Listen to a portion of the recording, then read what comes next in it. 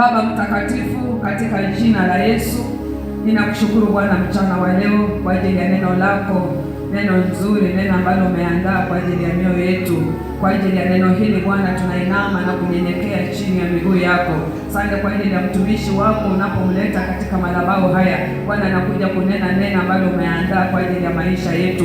Chukua ushukani ndani wetu, ukatutawale, na hata naye ukampe ujasiri na uwezo wa kusimama machoni pako. Utukufu wote na heshima Bwana zikakurudie wewe. Kwa jina la Baba, la Mwana na la Roho Mtakatifu nimeomba na hata kuamini. Pigia Yesu shangwe na vigelegele kwa Yesu. Haleluya! Bwana asifiwe. Naomba salamia mtu kwa niaba yangu, mwambie salamu za mtumishi wa Mungu. Amen.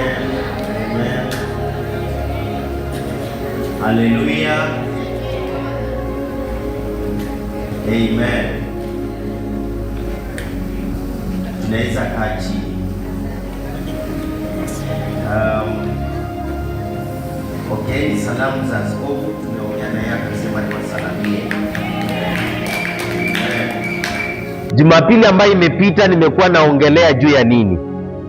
Mwanafunzi wa Yesu, kwa Kiingereza a disciple of Jesus Christ. Na ninaomba, mtu alikuwa ameniwekea viketi hapa ile, ninaomba hizo viketi zangu zirudi. Amen, kwa haraka sana, hata kama sio zenye zinatumika, hata kama zile hazitumiki. Kitabu tulisoma kitabu gani? Mark chapter 1 verse 17. Now Mark chapter 1 verse 14 kwanza inaongelea juu ya wakati ambapo walikuwa wameweka Yohana wapi? Gerezani. Okay, no, hiyo ni mstari mwingine, sorry. Ni mstari gani waliweka Yohana gerezani? Ni verse 17. 14. Okay. Oh yes. 14. Yohana amewekwa wapi? Kazi ya Yohana ilikuwa kufanya nini? Kutengeneza njia. Yeye alikuwa ni wa kutengeneza njia, kwa sababu kulikuwa na nani mwingine ambaye alikuwa anakuja nyuma yake. Amen. Na wakati ambapo Yohana alikuwa anahubiri katika mstari, sura ya hiyo kitabu cha Marko sura ya 6 mstari wa 17 na 18 inaongelea sababu ya Yohana kuwekwa gerezani. Mark chapter 6 verse 17 and 18 inaongelea wakati ni sababu gani ambayo ilisababisha Yohana akawekwa gerezani. Ni kwamba alikuwa ameambia Herode amemchukua bibi ama mke wa ndugu yake ambaye anaitwa Filipo na kumfanya mke wake. Yohana alikuwa amemwambia ukweli. Sasa ukweli kasababisha Yohana akawekwa wapi? Gerezani. Ukweli inaweza sababisha watu wakukatae. Amen. Lakini Yohana hakukata tamaa. Alijua ni afadhali nimwambie nini? Ukweli. Na hiyo ukweli ndio habari ambayo alikuwa anaileta kwa ajili ya yule ambaye anakuja nyuma yake, mwenye alikuwa ni Yesu. Amen. Yohana na Yesu walikuwa na kitu kimoja yenye ilikuwa common. Number 1, walikuwa wanahubiri ufalme wa wapi? Wa mbinguni. Na ndio maana Yesu alipoanza katika hiyo mstari wa 10 na ngapi? 15 alisema namna gani? Ya kwamba wakati umefanya nini? Umetimia. Wakati wa nini kutendeka? Ufalme wa Mungu. Verse 15. Mtu anisomee kwa Kiswahili. Yes.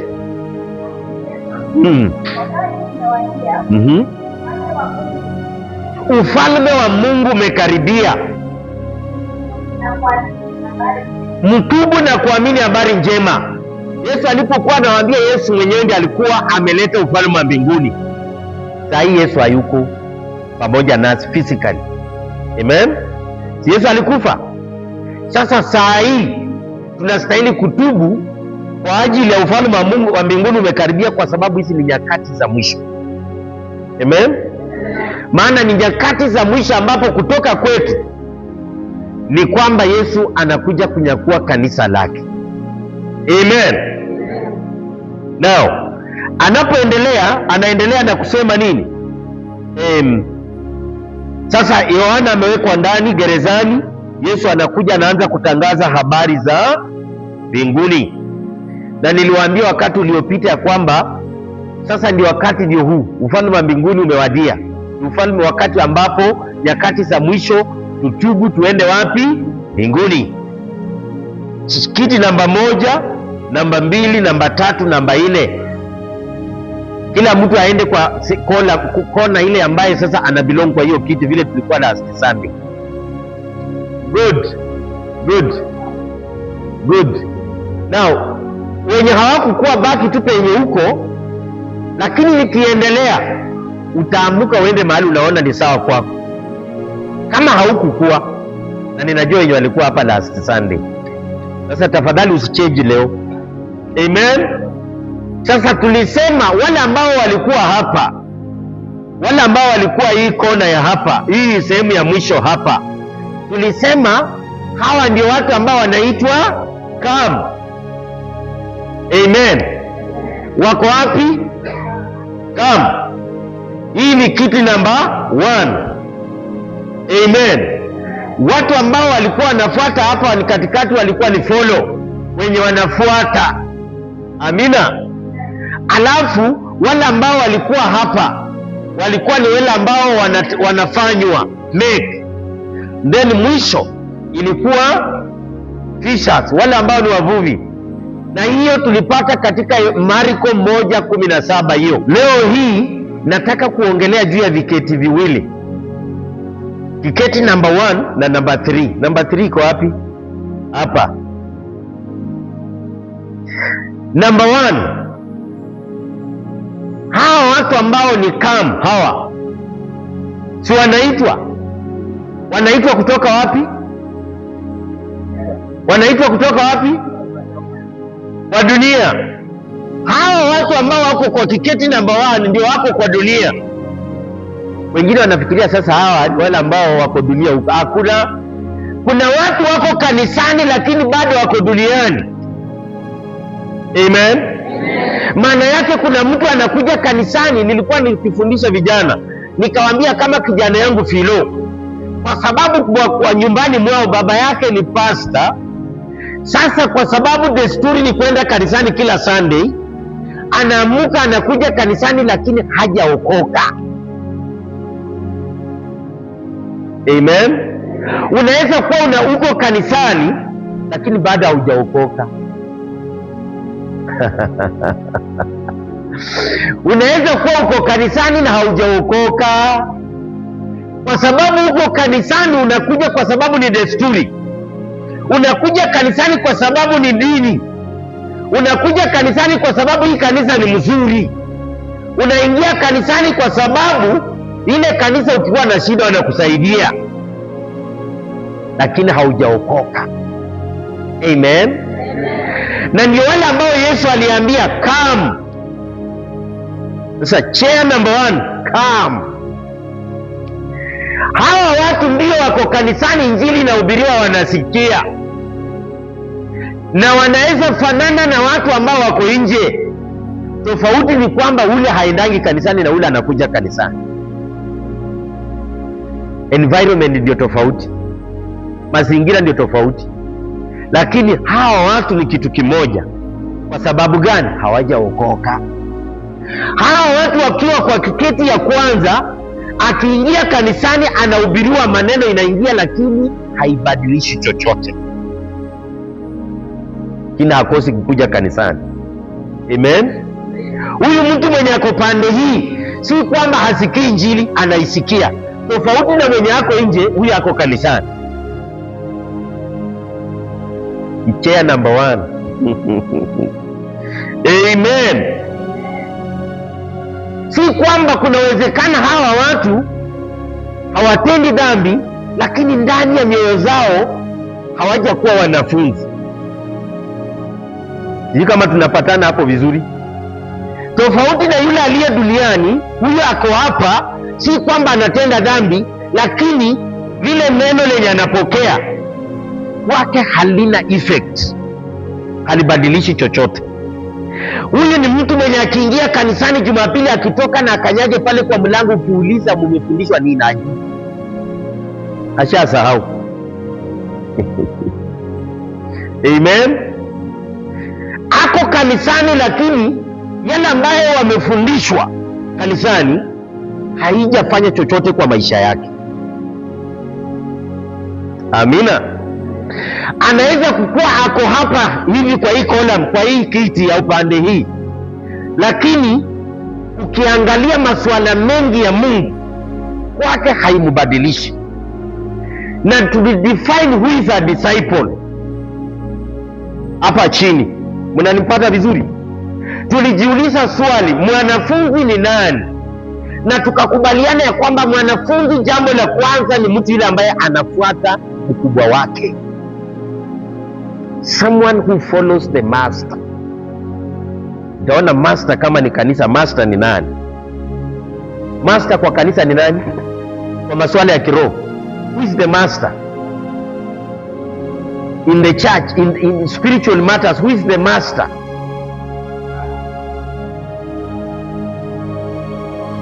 Yes, Yesu ndio mkubwa wetu kwa masuala ya kiroho. Sasa tusiende kwa ya dunia. Kwa masuala ya kiroho, Yesu ndio mkubwa wetu. Kila mtu anastahili atambue kwamba mkubwa wake ni Yesu. Maana inafika wakati mwingine pastor akupeleki mbinguni. Amen. Wakati uko kanisani, mtu mwenye unatakikana utazamie ni Yesu, ya kwamba Yesu huyu anaporudi tena, kwa sababu atarudi, anaweza enda pamoja nami. Amen. So mwanafunzi, a disciple of Jesus is someone who follows the master. Now tunaweza badilisha, badala ya master tuweke Jesus, kwa sababu tumekubaliana our master is Jesus. So a disciple is someone who follows Jesus, someone who is being changed by Jesus. Huyu mtu unapomfuata anakubadilisha.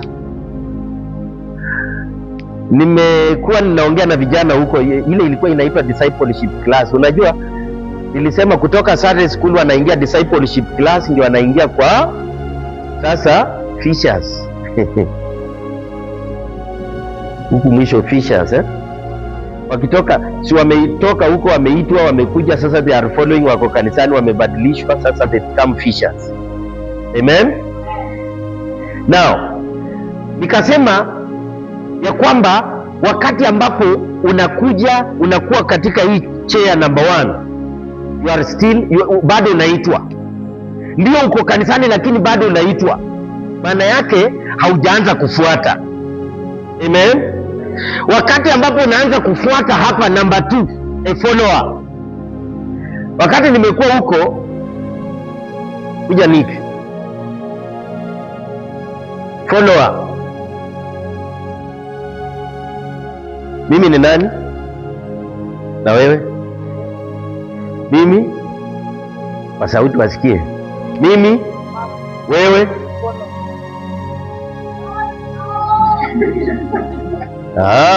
Good. Ninaona ameshika. Asante, mpigie makofi. Amen. Now, ni kwa nini inakuwa hivyo? When you are a master and you have a follower, kile chenye your master does, the follower also does. Wakati wewe uko na mkubwa wako ukitembea, na ndio maana kuna mtu akaimba wimbo ya kwamba hata Petero kutembea kwake anaonekana alikuwa nani? Amen. Mimi alikuwa ametembea na Yesu, alimfuata Yesu, alipomuita akamfuata. Katika ile hali ya kumfuata akabadilishwa na Yesu. Tabia yake hata kutembea kunafanana na Yesu. Kama wewe ni mwanafunzi ama a disciple of Jesus, lazima ufanane na Yesu. Na kufanana na Yesu lazima ukubali kubadilishwa. Kwa nini ninasema ya kwamba wengi wako hapa, they are still followers? Because hawajakubali kubadilishwa na Yesu. Unaweza kukuja kanisani lakini hujakubali kubadilishwa na Yesu. Wakati ule Yesu alikuweko, lakini sasa Yesu hayuko. Nini inatubadilisha? Ni neno ambalo alituachia. The word needs to change us. Sijui kama mtu amenipata.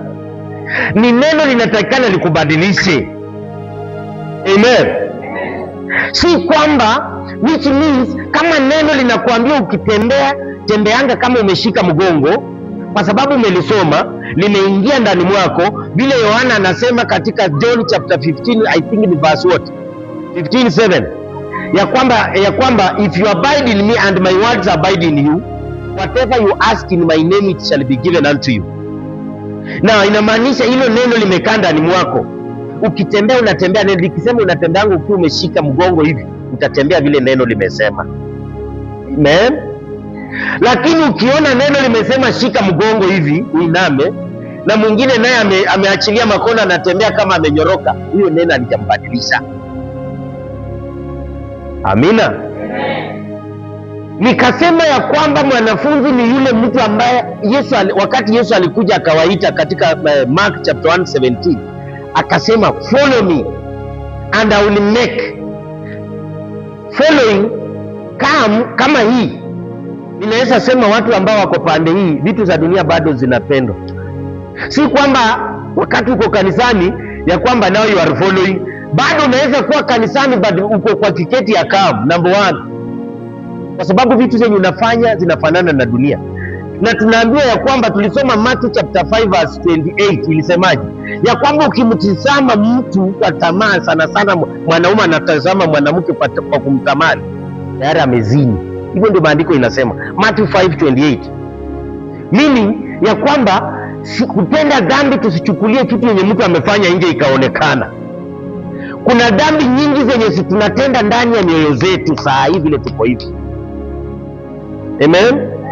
Mungu angetupea uwezo kufunguanga mioyo za watu na tunasoma. Saa hivi leo wamekaa hapa, unatoroka, hautakaa hapa. Vitu zenye watu wanawaza. Amina. Mimi na ndio unaona Yesu anakawaambia, in fact alikuwa amewafundisha hiyo chapter 5 discourse. Alikuwa amewafundisha mambo kadhaa na anakuja anawaambia kama ni swala la dhambi, hata tu kuangalia na kuwaza tayari umeshatenda. Amina. Na hizo ni ngapi zenye tumezini vile tuko hapa, na mtu ananiambia ya kwamba yeye tayari yako. Amen. Now ukiangalia na unasonga chair number 2, hii ya pili, nilikuwa nasema hii ya pili ni kwamba sasa mtu mwenye anafuata, ukishatoka hapa unatakana ukuje hapa. Ukiwa unafuata sasa, inamaanisha wewe ni kama tu, ninaweza tumia sijui nini ni kama nini, unaonanga vitu kama kuna hizi chungulo hizi zinatembeanga laini. Acha nitumie hiyo mfano, hata hiyo imeandikwa kwa maandiko. Hii chungulo mnahitaji kwa kiteso, anahitaji hiyo limo onyo, hiyo wanahitaji hiyo sangunyu. Nataka kwa lugha yako, kwa lugha lisangunyu hii kwa lugha yako, ndangunyu mwingine kwa lugha yake. Kwa kiteso sijaambiwa. Unaona wakati ambapo zinapanga laini, kama kubwa iko mbele na zingine zinafuata, zote ni hivyo, zinapatana vizuri, hakuna yenye itatoka iende kando, zote ni laini. Mtu mwenye anafuata, na hata saa ingine ile ya kwanza imeuawa, hizi za nyuma zitajua imeuawa, zitaendelea. Meaning hata kama kuna hatari mbele hazijui, you're following. Kama uko kwa following stage hiyo, sasa inamaanisha umeamua sasa, mimi liwe liwalo nitafuata. Si mnasikianga wafuasi sugu wa mpira, vijana yangu wanapenda mpira, si ndio? Watu wanakufanga kwa sababu ya mpira, na hata yeye mwenyewe hayuko kwa uwanja. Huyo timu yake imeshindwa, sasa huko anachukua tu poison kukunywa. Kwa nini wameshinda? Refa amepeana sijui penalty yenye haitakikani, hata screen TV hiyo siku inapigwa mawe ya pasuki. Kwa sababu gani? Ni mfuasi sugu. Amen. lakini sijaona wafuasi sugu wa kanisa staili hiyo. Wako hapa, iko vijana yangu wanapenda Arsenal, Chelsea, Man U, Red Devils. Nataka kama umempenda Yesu na unamfuata, ufuatilie kama vile unafuatilianga Red Devils. Amina. Huyo ni mfuasi. Na uzuri ya kutoka kwa ile kiketi ukuje kwa namba 2 ni kwamba una uwezo, una nafasi ya kusoma. Huyu mwenye ako kwa hapa, ikiingia hata kama itaenda, ingine itabaki kidogo. Amen. Sasa akitoka hapa anaingia namba 3. Sasa namba 3 hiyo ndio mimi ninaita refinery. Huwa naita refinery. Refinery kwa Kiswahili ni nini? Ni kama ni kama mahali pa kuyeyusha. Ni kama unaona gold, dhahabu, wakati si wanachimba hapa, zinachimbwa hiyo kitu, si wanachukua ndio wapate gold yenyewe, huwa inapelekwa tena kurefine. Sasa hiyo ndio make. Watu wenye mko hapa, are you in the refinery? Are you in the refinery? Mko kwa refinery? Si rahisi kukaa kwa refinery. Now, chenye ninamaanisha, ukiwa katika kiti namba 3 hapo sasa umekataa kukuwa tu mfuasi. Sasa hapa ndio unaona wakati watu wamefuata Yesu kutoka kwa umati, ile umati yenye ilimfuata, akachagua, akaanza kutembea na wao. Sasa wakafika mahali anawatuma sasa 72 ya kwamba waende wafanye nini? Watembee huko nje. Walipokuwa wanatembea, wanasema waliona shetani anaanguka kama radi. Amen. Maana yake ukikuwa kwa namba 2 yenye ya kumake, watu wanaanza kuona ile kitu kamili. Unajua hii kitu akikuletea ambao iko rafu, si ndio? Iko tu rafu, huwezi itamani. Lakini akimaliza anaenda anapeleka watu kwa workshop, kwanza achukue randa, afanye nini? Apige. Wakati anapiga ile randa, vile nini, ile uchafu yenye ilikuwa inasababisha ikose kukua attractive inatolewa. Maana yake mahali pa kumake hapa, mahali pa kumake, randa imeshasuguliwa, imekuwa sawa sawa, inaanza kuonekana picha ya hiyo kitu inatakana itengenezwe. Sisili tayari picha imeonekana. Abiga, picha iko. Marlin, picha kama ni kiketi inaanza kuonekana. Wale ambao waliwahi tengeneza ile, kutengeneza vitu ya udongo na watoto kumold, si udongo inakuanga tu iko hivyo matope. Sasa unaanza kutengeneza. Sasa unaanza kama unatengeneza doli, unaanza kushape ka kichwa kakikue, ile udongo ingine unatoa ukitengeneza, which means mtu anaanza kuangalia na anaona hii ni nini? Ni doli ya mtu. Na mjue ya kwamba niliwaachia nikiwaambia sonship. Na Sunday ninajua pale niliachia nikisema nitaanzia hapo, but nimeona ninarudishwa nyuma mpate kufahamu vizuri. Now, ukiwa katika chair number 3, tunaambiwa ya kwamba sasa hii number 3 ni sehemu ambayo unaanza kutengenezwa, unaanza kuonekana kama a son, kama mwana. Huyo mwenye ako kwa kiti namba 3, tunaanza kuona zile tabia za mwana, tunaanza kuona sura ya mwana. Tabia na sura ya mwana inaanza kuonekana. Mwana ambaye tunaongea juu yake ni nani? Yesu. Amina. Yesu kama alikuwa na imani, wewe imani pia inaanza kuongezeka. Yesu kama alikuwa anaenda nje, wewe pia unaanza kuenda nje. Amina. Now, I think last is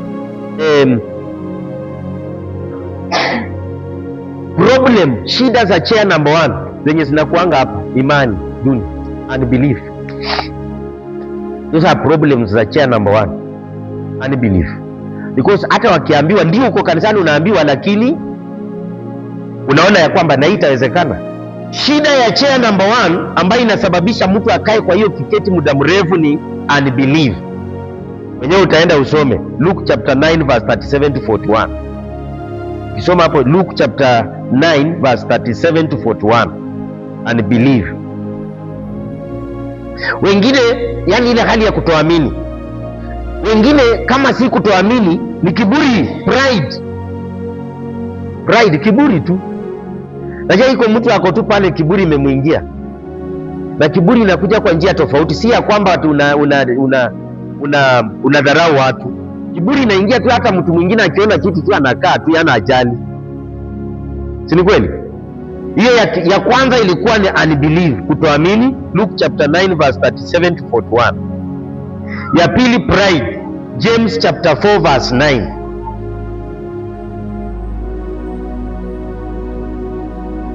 Iko wale ambao wamekatalia pale kwa sababu tunaita secretarianism. Yaani secretarian ni mtu mwenye anaona sasa hapa nitaenda, anaona ni yeye ndiye anatakikana afanye, hakuna mtu mwingine. Yaani mtu mwenye amejiamini ni yeye, kile chenye anafanya ndio sawa, mwingine hawezi fanya sawa. Tunapatana vizuri? Secretarianism hiyo utaenda usome kwa Luke chapter 9 verse 49 to 50. Iko wengine ni wrong spirit, just wrong spirit inasababisha anakaa kwa hiyo, anakataa kumkubali Kristo kwa sababu kuna msingi amelelewa. Wrong spirit, kuna roho fulani ambayo si sawasawa ndani mwake, haiwezi mruhusu atoke mahali pale, hata injili ikihubiriwa kanisani akubali aokoke na abadilike. Wrong spirit, Luke chapter 9 verse 51 to 56. The last one ni shallow commitment. Shallow, yaani iko mtu ako tu kanisani anakujanga kwa sababu ni kukuja tu. Shallow, mnajua maana ya shallow? Kitu yenye ni juujuu. Yaani kukuja kanisani kwake si kwa kumaanisha, ni ile tu ya kijuujuu. Shallow, kujitolea kwake kwa kanisa si kule kwa kumaanisha. Shallow commitment, Luke chapter 9 verse 57 to 62. How can you come out of chair number 1? Unaweza tokaje kwa hiyo kiketi usonge mbele? Very simple. Na hii ni maneno yenye Yesu mwenyewe alisema. Ukisoma katika Luka 9:23 hadi 25, Biblia inasemaje? And he said to all, if anyone would come after me, let him deny himself and take up his cross daily and follow me. Kama unataka utoe kwa hii kiti, lazima ujinyime, lazima ujikane. Kila siku lazima ujikane. Kwa mfano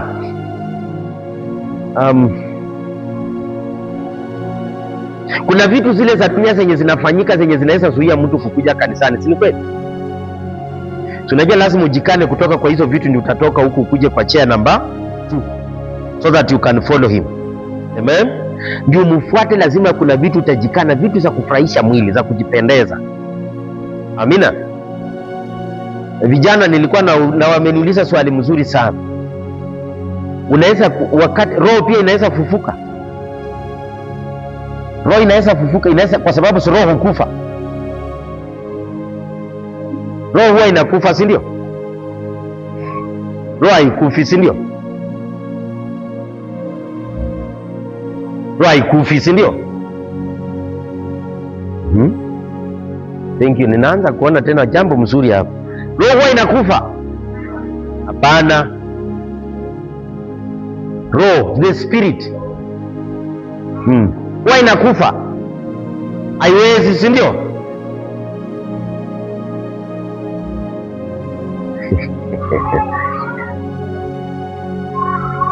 Acha nikuambie, spirit huwa inakufa. Acha nirudi tu nyuma kwa Genesis. Wakati Mungu ameweka Adamu katika bustani la Eden, aliwaambia namna gani? Ya kwamba matunda yote ya bustani fanya nini, lakini ile moja usifanye nini, kwa sababu siku ile utakula utafanya nini? Si hivyo imeandikwa? Zimeandikwa. Now, baada ya Adamu na Hawa kukula,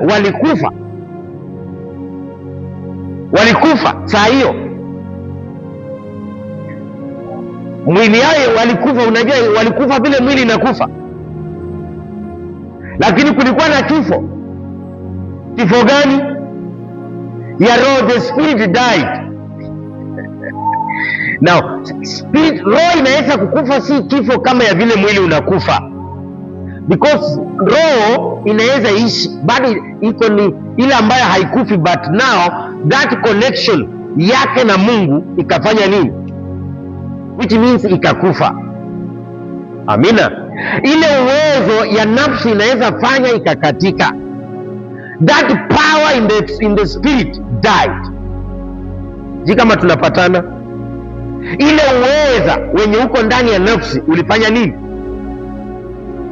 Na ndio maana sasa tukikuja mfano wa tajiri na Lazaro, Biblia inasema wote walifanya nini? Waliishi na wakakufa. Baada ya kukufa, nafsi ya mwingine ikaenda wapi? Ikiwa kuzimu zilikuwa imekufa.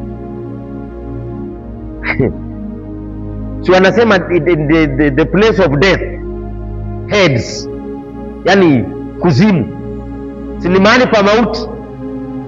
Kuzimu ni mahali pa mauti ama? Na kitu chenye kiko kwa mauti kimefanya nini? Imekufa. Which means roho inaweza kukufa, lakini si kifo ile ya physical kama ya mwili, lakini inakuwa na ile hali fulani ya kushindwa, kukosa ile uwezo. Amen.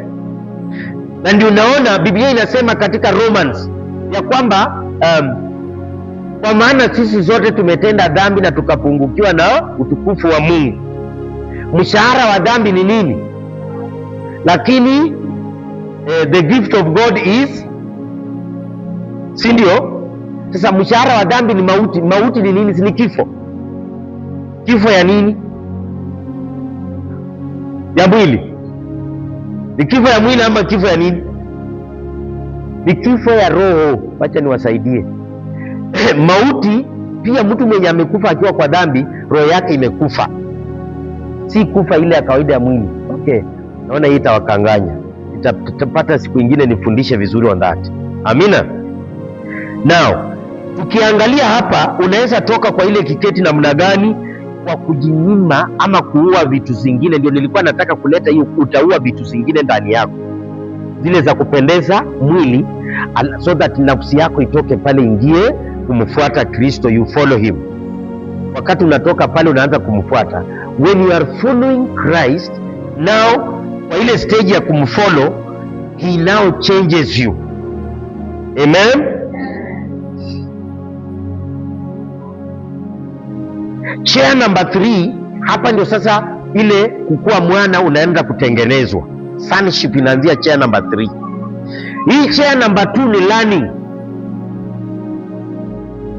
Ukiwa kwa chair number 2 ni mahali pa kusoma, sababu na mtu mwenye anasoma huwa anahitimu, si ndio?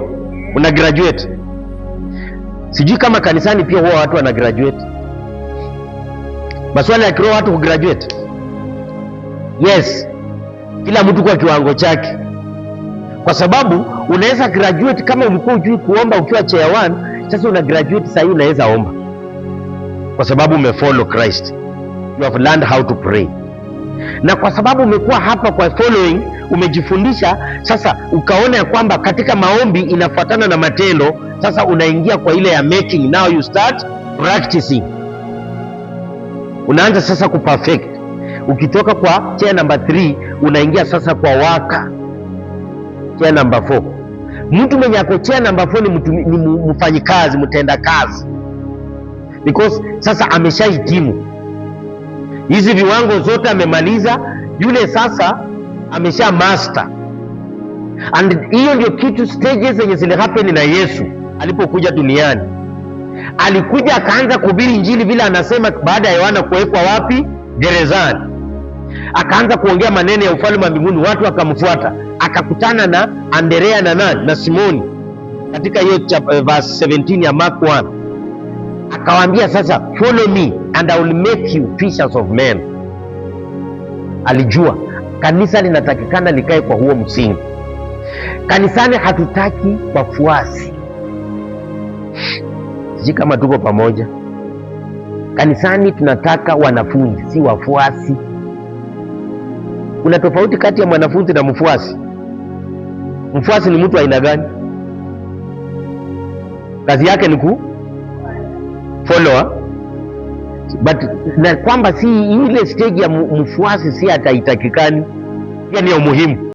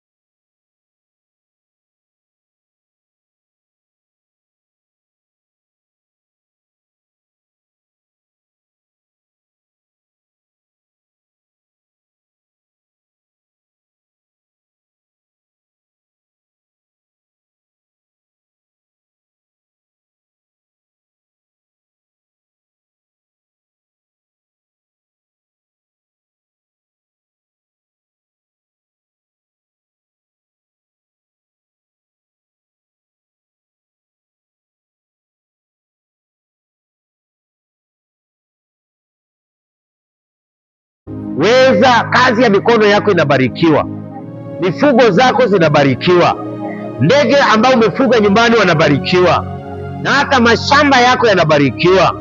Mungu anakubariki, anakuinua. Hakuna yeyote atakulaani, na hakuna yeyote ambaye atainua mkono na kidole chake juu yako kiweze kufaulu, maana Mungu ni mkuu aliye upande wako kuliko yule aliye nje. Kwa Kristo Yesu naomba tukiamini, amen. Na sasa neema ya Bwana wetu Yesu Kristo na upendo wa Mungu Baba na ushirika wa Roho Mtakatifu ukae nasi zote sasa na hata milele. Amen. Mungu awabariki.